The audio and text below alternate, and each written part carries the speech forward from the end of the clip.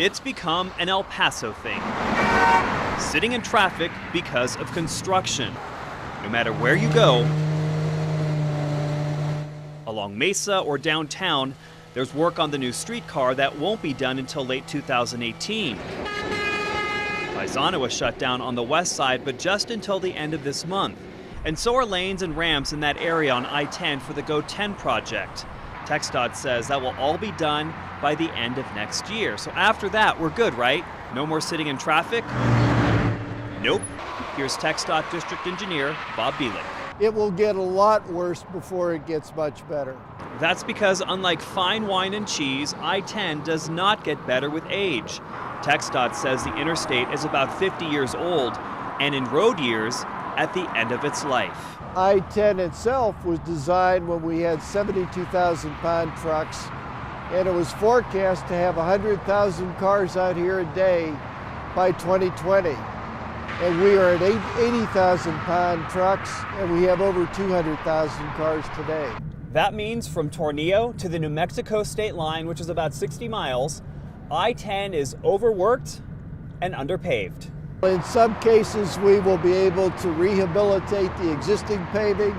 In some cases, we will have to take all of the old paving out and replace it entirely. The most rundown part of I-10 is between 54 and Hawkins. That's where we're driving right now. And that is where TxDOT crews patch up lanes and hope for that steady Sun City weather. When you get changing temperatures, you can get what are called exploding potholes. There's also going to be a lot of work just to make it wider. We are probably going to have to replace every bridge in downtown El Paso. Sounds pricey. It's probably going to cost somewhere between $1.5 billion and $2 billion. TxDOT says that's not as bad as it sounds and already gets hundreds of millions for road projects. But what is all this going to cost us in precious time? We're talking about a 10 to 14 year period of construction. Coach, basketball season's officially here, your 8th season here at UTEP. I know this time of year you always have that excitement level, but it also seems there's like a little bit of confidence added to that. Why is that this year? Talent.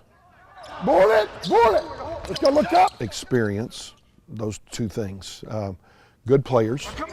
Matt Wilm has a chance to be the best center in our league, maybe in our region of the country. Finally healthy. Paul Thomas got a chance to be maybe the best power forward in our league. Omega Harris maybe has a chance to be the best two guard in our league or deeper. When we went to the bench last year, sometimes it was a scary movie, you know, to go down there and look down that bench. You mentioned last year, and I kind of want to go back to last year. Yeah. You start the season. Do we have to? Yeah, right. You start the season 2-13. Oh yeah.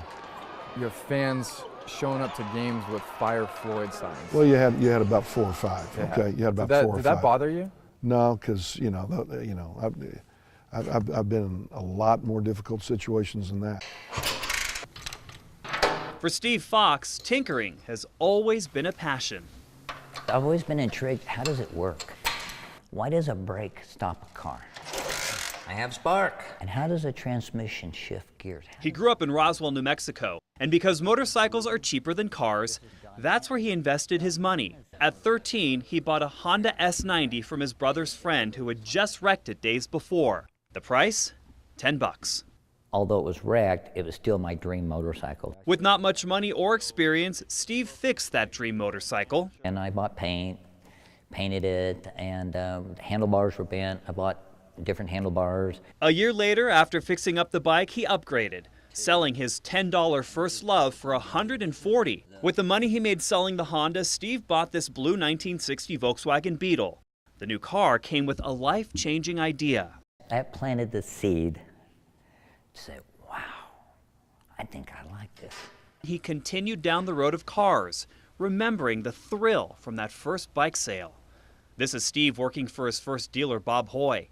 He moved up from parts to sales and eventually becoming part-time owner.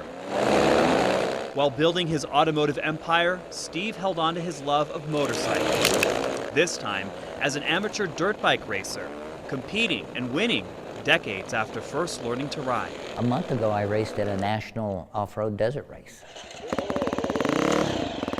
But after all his success with cars and bikes, he wondered about his first love, that Honda S90. I knew I wouldn't find that motorcycle, but I wanted one that represented that motorcycle. Back in December, he returned home to Roswell, where a man sold him this old Honda S90.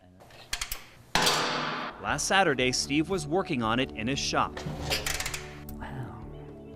Well, this is strange. Whoever painted this motorcycle did a terrible job. Well, I did a terrible job. And then I started looking at the handlebars, and I thought, those aren't the right handlebars. But I put handlebars on like that. It wasn't until he started tinkering with the gas tank. I was just overwhelmed with emotion because I thought, this is my motorcycle. More than 50 years later, Steve's first love, that black Honda S90, was back in his hands. That motorcycle gave me confidence because I was a 14-year-old boy. I didn't know how to do what I did, but I believed in myself and I was willing to take a chance. It didn't look good 50 years ago and it don't look good now, but it will be. In my life, there's been heartache and pain. We entered the competition because it's something that we did about 3 years ago, and I just love working with these kids. She told us that we had the opportunity to do this again, and she asked if we wanted to, and well, of course we said yes. I want to know what love is. I want you to show me. We had an arrangement done a few years ago, like 2013, and she decided to do the same thing again. We got together after school and we started practicing a couple of days before, and you know, we got everything together, we got the harmonies and the parts, and before we knew it, we ended up getting the phone call that we won, and that's basically what happened. I want to feel, I know, I know, I know. It's going to be exhilarating, I think, because, you know, being someone that wants to go into performing when I'm older, getting to perform in front of an audience is really all a performer could ask for. All I can say is I'm very, very blessed to be working with such an amazing group of students. They are my heart and soul, and I love them.